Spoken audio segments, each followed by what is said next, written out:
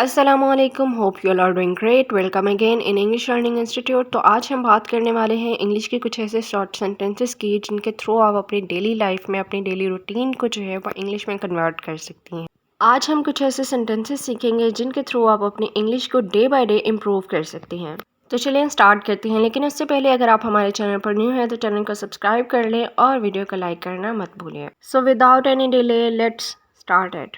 तो जैसे कि हमारा फर्स्ट सेंटेंस है he can do by himself. ठीक है, लास्ट क्लास में भी हमने ये चीज़ सीखी थी कि कुछ सेंटेंसेस ऐसे होते हैं, कुछ वर्ड्स ऐसे होते हैं जिनके ऐड या फिर एक्सक्लूड होने की वजह से हमारे सेंटेंस की जो सेंस है वो चेंज हो जाती है, जिसकी वजह से हमें समझ नहीं आती कि हम इंग्लिश में अब इसके लिए क्या वोकैबुलरी को यूज़ करें। ठीक है, तो जैसे कि हमारे पास सेंटेंस क्या है, he can do by himself. ठीक है, इसी तरह हम ये भी कह सकते हैं आई can do by my self. ठीक है, अगर बाय आप नहीं भी यूज़ करते तो आप सिंपली ये भी कह सकते हैं ही कैन डू हिमसेल्फ। ठीक है, या I can do by myself. Next sentence हमारे पास क्या है, you got to be kidding me, यानी तुम मुझसे मजाक कर रहे हो।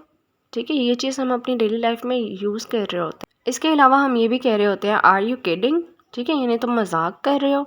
आई डिडंट मीन इट, मेरा ये मतलब नहीं था। हम अक्सर ये चीज़ कहते हैं कि मेरा ये मतलब नहीं था, यानी मैं ये नहीं कहना चाहता था या मैं ये नहीं कहने चाहती थी। ठीक है, आई डिडंट मीन इट। इसी तरह जैसे हम कह रहे होते हैं कि आई हैव एन आइडिया, यानी मेरे पास जो है वो कोई एक आइडिया है। ठीक है, इसके लिए हम जो है वो एक थोड़ा सा एडवांस वर्ड्स का यूज़ कर सकते हैं, I came up with an idea. ठीक है, I came up with an idea. I thought, मैंने ये सोचा या मैंने ये सोचा था। ठीक है, आई थॉट। अगर हमने प्रेजेंट के लिए कहना हो तो हम क्या कहते हैं, आई थिंक।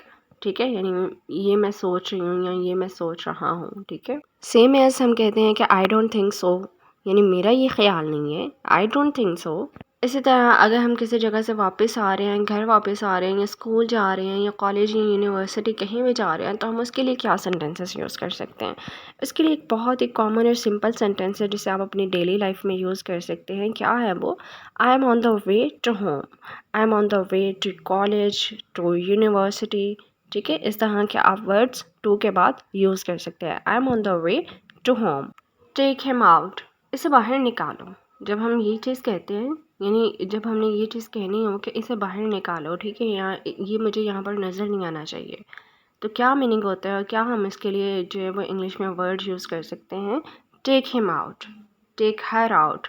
ठीक है, इसी तरह जो है वो हम जब किसी चीज़ से उकता जाते हैं, थक जाते हैं, तो हम ये कहते हैं कि हमें ये चीज़ या फिर ये जगह जो है वो छोड़ देनी चाहिए। ठीक है, यानी I should leave this place, I should leave this person. ठीक है, तो उसके लिए हमें जो है वो क्या वर्ड्स यूज़ कर सकते हैं, उसके लिए एक बेटर फ्रेज है, वो क्या है कि I would better be on my way.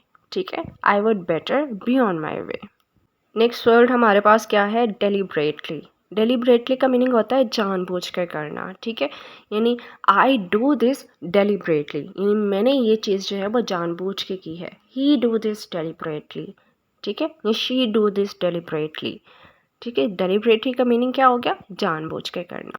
Ridiculous, यानी ये चीज़ जो है वो हम अपनी डेली लाइफ में यूज़ कर रहे होते हैं, जैसे हम कहते हैं कि ये बहुत अजीब है, इट्स स्ट्रेंज, इट्स डिस्गस्टिंग। ठीक है, तो इसके लिए अगर आप किसी वर्ड को एडवांस इंग्लिश में कन्वर्ट करके उसे कन्वे करते हैं, किसी के सामने उसे बोलते हैं, तो एक जो है वो इम्प्रेसिव लुक देता है। ठीक है, आई होप कि आपने इन सेंटेंसेस को बहुत अच्छी तरह से सुना होगा और आप जो है वो इन्हें अपनी डेली लाइफ में इम्प्लीमेंट भी करेंगे। Thanks for watching.